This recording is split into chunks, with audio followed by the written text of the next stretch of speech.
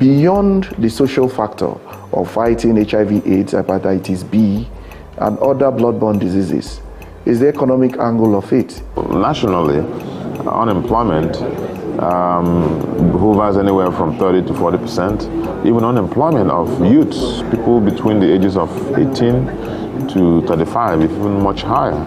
Today, we have about 160 million syringe per annum factory, and we have about over 100 persons employed in that factory. The multiplier effect is huge.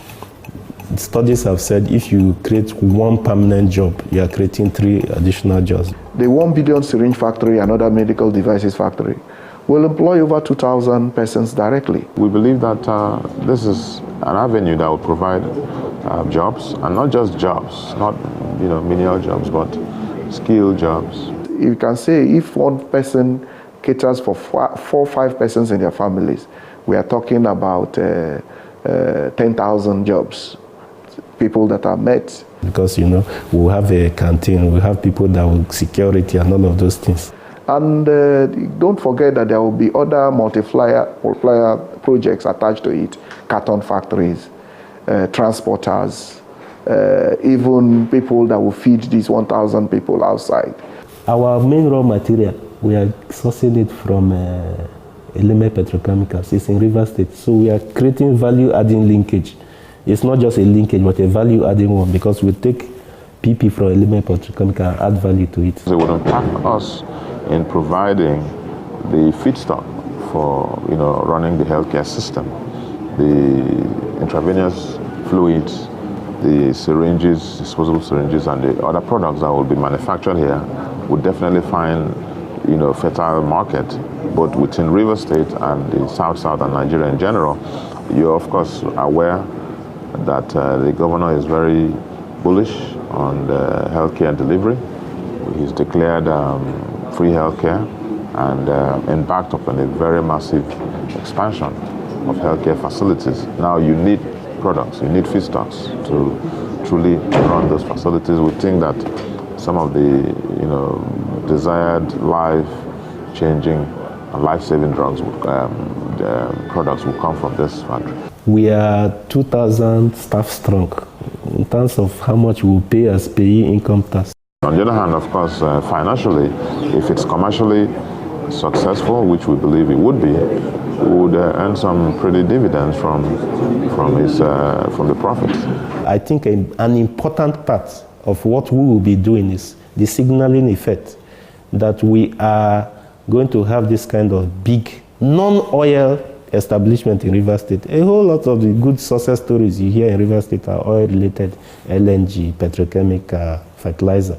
This will be a first non-oil. So we have an important signaling effect.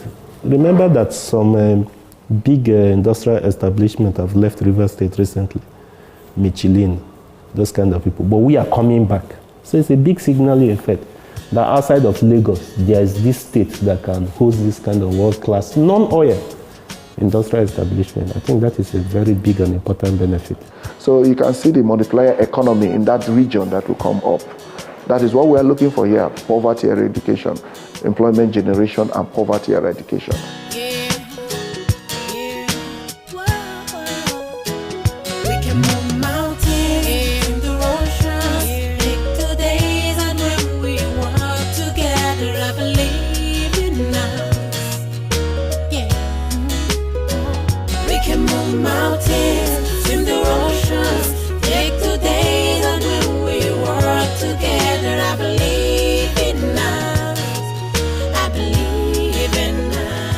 You don't have to take my words for it. There are independent financial advisors for the project based in New York City.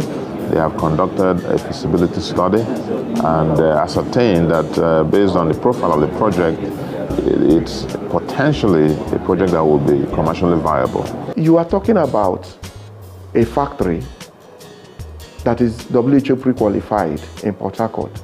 Probably the only factory in the syringe and medical devices business, IV fluid business in Africa, and also now the second with a pharmaceutical WHO pre-qualification in Africa.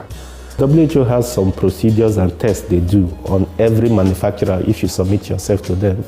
They call their procedure PQS, stands for Performance, Quality and Safety, which is what they are looking for in your medical device or your drug or anything. Can it perform? Is it of good quality and is it safe? And in our industry, it's actually the gold standard. That attracts attention to the city of Port Harcourt and Rivers State. In Nigeria, you will move, the first pre-qualification you will get is NAFDAC.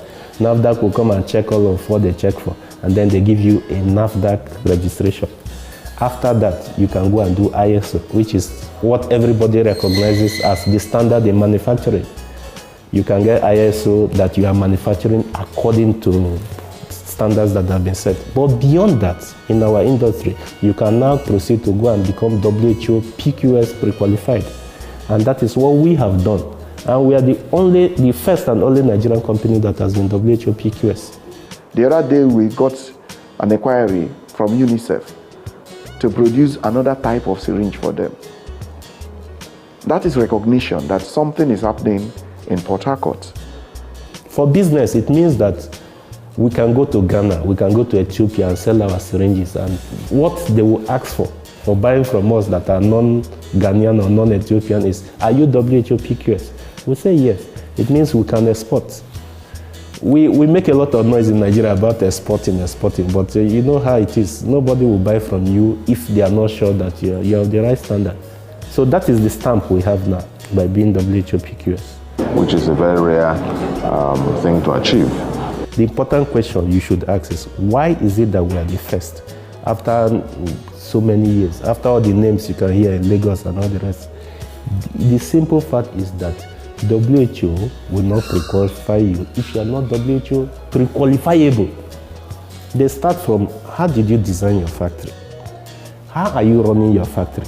What kind of, all of these procedures WHO have put, are you following them? If you are not following them, the truth of the matter is most of these companies, because of many factors, including their size, including that they are using obsolete technology, including that even your day-to-day procedures, you are not following WHO. You cannot become WHO PQS just by insisting that in Nigeria we must have WHO PQS. It doesn't follow. You must make the effort. In our own case, we designed this existing factory to be WHO PQS. So the design philosophy is, what kind of factory are we going to build? We say we'll build a factory that will be WHO PQS. We built it to be WHO PQS. We are operating it to be WHO PQS. And that's why we invited WHO, come and pre-qualify this factory. And they saw it and it was pre-qualified. Nigeria, because we are a big market for this foreign aid money for HIV/AIDS, for malaria, we had an issue with no Nigerian company being WHO PQS, because you know what happens when you get $200 million from Global Fund. The man that is giving you money from DFID, from USAID, from Global Fund says you must buy only from WHO PQS pre-qualified suppliers. So that $200 million we get every year to fight malaria and HIV/AIDS, we can't spend $1 in Nigeria, because the condition of giving you that money was you must be WHO PQS.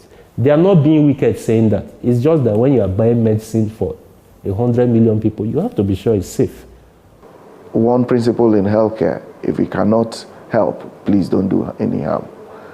On the street, you see a lot of syringes, IV fluids, injection, water for injection, contaminated, not sterile.